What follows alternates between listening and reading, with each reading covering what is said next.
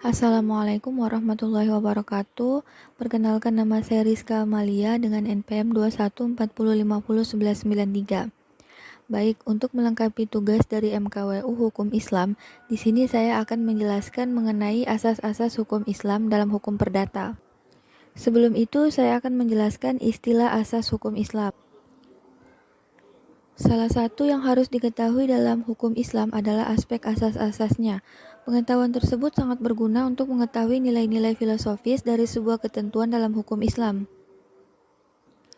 Secara etimologi, kata asas berasal dari bahasa Arab, asasun yang berarti dasar, basic, dan pondasi. Sedangkan secara terminologisnya, asas adalah dasar atau sesuatu yang menjadi tumpuan berpikir atau berpendapat. Apabila asas dihubungkan dengan hukum, maka yang dimaksud dengan asas adalah kebenaran yang dipergunakan sebagai tumpuan berpikir dan alasan berpendapat, terutama dalam penegakan dan pelaksanaan hukum. Macam-macam hukum Islam. Yang pertama, asas keadilan. Asas keadilan mendasari proses dan sasaran hukum Islam. Keadilan merupakan nilai paling asasi dalam ajaran hukum Islam. Keadilan dalam hukum Islam bukan mendasarkan semata-mata pada prinsip-prinsip yang dikembangkan oleh manusia. Nilai-nilai keadilan bersumber dari prinsip-prinsip yang sangat kuat dan hakiki, yaitu berasal dari Allah Subhanahu wa Ta'ala. Keadilan dalam hukum Islam bersumber pada Allah Subhanahu wa Ta'ala karena itu adalah sifatnya dan dilakukan kepada sesama manusia. 2. Asas kepastian hukum. Asas kepastian hukum merupakan asas yang menyatakan bahwa tidak ada satu perbuatan yang dapat dihukum kecuali atas kekuatan ketentuan peraturan yang ada dan berlaku pada perbuatan itu. Asas kepastian hukum hanya dapat dijelaskan secara normatif, bukan sosiologi. Secara normatif, kepastian adalah ketika suatu peraturan dibuat dan diundangkan secara pasti karena mengatur secara jelas dan logis. Jelas dalam artian tidak menimbulkan keraguan-raguan atau multitafsir, dan logis dalam artian ia menjadi suatu sistem norma dengan norma lain sehingga tidak berbenturan dan menimbulkan konflik norma. Asas kepastian hukum sangat dekat dengan asas legalitas, artinya untuk menerbitkan sesuatu harus jelas aturannya dan diketahui oleh masyarakat. 3. Asas kemanfaatan. Asas kemanfaatan merupakan asas yang mengiringi asas keadilan dan kepastian hukum.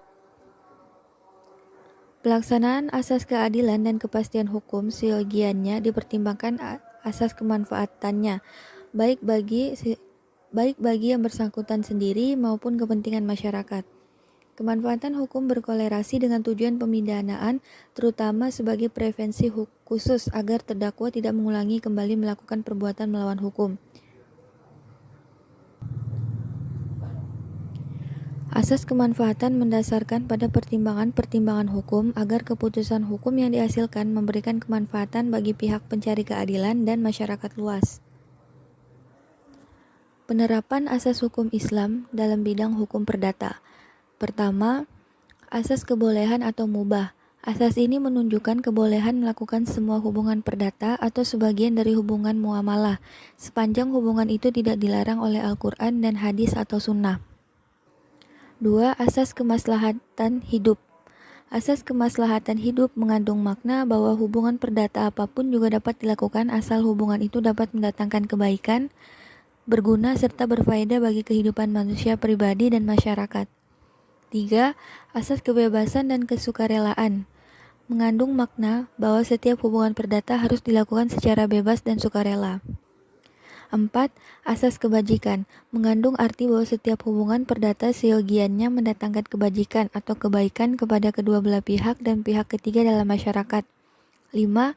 Asas kekeluargaan disebut juga asas kebersamaan yang sederajat maknanya dengan asas hubungan perdata yang disandarkan kepada hormat menghormati, kasih mengasihi, dan tolong menolong dalam mencapai tujuan bersama. 6. Asas adil dan berimbang mengandung makna bahwa perdata tidak boleh mengandung unsur-unsur penipuan, penindasan, dan pengambilan kesempatan pihak lain dalam kesempitan. Persamaan asas-asas hukum dengan asas hukum Islam. Yang pertama dilihat dari tinggi dan rendahnya. Asas hukum umum dikenal dengan asas lex superiori derogat legi inferiori. Maksudnya hukum yang lebih tinggi mengalahkan hukum yang lebih rendah.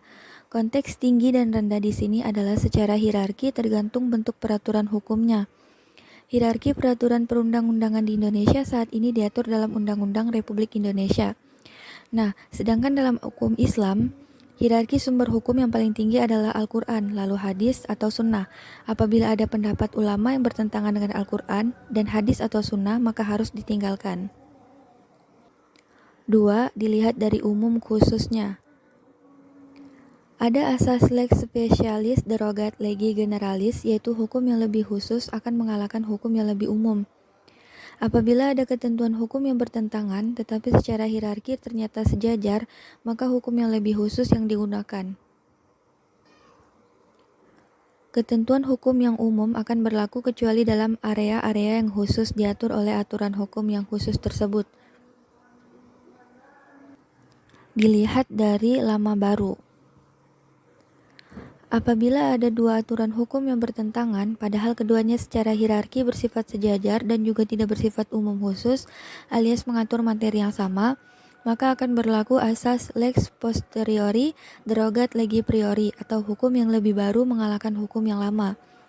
Apabila sebuah undang-undang baru diberlakukan sedangkan isinya sebagian atau seluruhnya menggantikan suatu undang-undang yang lama, maka undang-undang yang baru tersebut dapat saja mencantumkan pasal yang secara khusus mencabut undang-undang yang lama. Perbedaan asas-asas hukum dengan asas hukum Islam. Yang pertama, dilihat dari sumbernya. Sumber hukum yang menjadi landasan asas hukum Islam dapat dibedakan menjadi dua macam. Yang pertama, sumber nakli, yakni sumber hukum di mana mujtahid tidak berperan dalam pembentukan hukumnya, yaitu Al-Quran dan hadis atau sunnah. Kedua, sumber akli, yakni suatu sumber hukum di mana seorang mujtahid dengan akalnya dapat berperan dalam pembentukan hukumnya, seperti qiyas, istihsan, maslahah mursalah, dan lain-lain. Sedangkan asas-asas hukum umum itu bersumber dari hasil pemikiran manusia, terutama dalam bentuk perilaku dan realitas dalam masyarakat yang ditetapkan untuk memenuhi segala kebutuhan mereka yang bersifat temporal. 2. Dilihat dari penerapannya. 3. Dilihat dari cara penetapannya. Dan 4.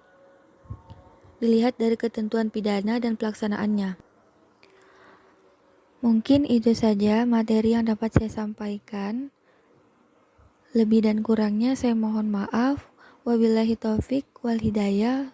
Wassalamualaikum warahmatullahi wabarakatuh.